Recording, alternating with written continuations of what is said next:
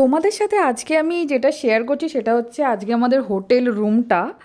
এখানে আমরা ছিলাম, এই হোটেলটার নাম হচ্ছে নেচার ভিউ হোটেল, যেটা অবস্থিত ছত্তিশগড়ের চিত্রকূট ওয়াটারফলসের কাছে।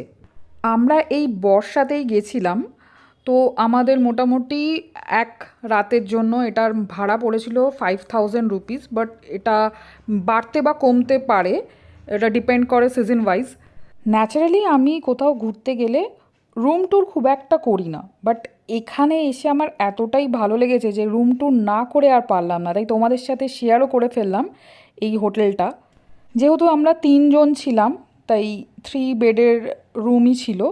আর এই হোটেলটার বিশেষত্ব হচ্ছে এই হোটেল থেকে কিন্তু চিত্রকূট ওয়াটারফলসটা দেখা যায়। আমি একটু পরে তোমাদেরকে দেখাতে নিয়ে যাচ্ছি সেটা।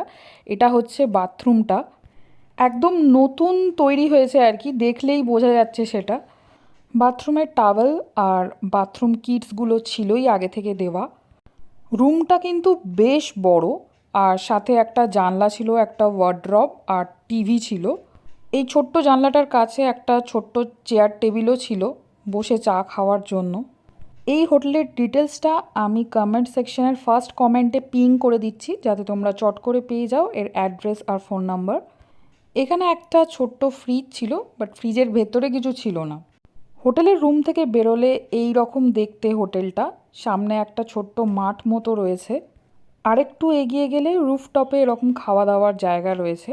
আর একদম রুফটপের শেষে যদি আমরা চলে যাই তাহলেই কিন্তু আমরা দেখতে পাচ্ছি ভারতের নায়াগ্রা জলপ্রপাতকে, চিত্রকূট জলপ্রপাত। জলপ্রপাতের গর্জন একদম এখান থেকেই শোনা যাচ্ছে। ওয়েদার দেখে কি মনে হচ্ছে, এটা সকালবেলা না বিকেলবেলা? এটা হচ্ছে একদম সকালবেলারই ভিডিও। বর্ষাকাল, তাই রোদের দেখা একদমই ছিল না। আমাদের হোটেলটাকে রাত্রির বেলায় এরকম লাগছিল দেখতে। আজকের মতো বাই।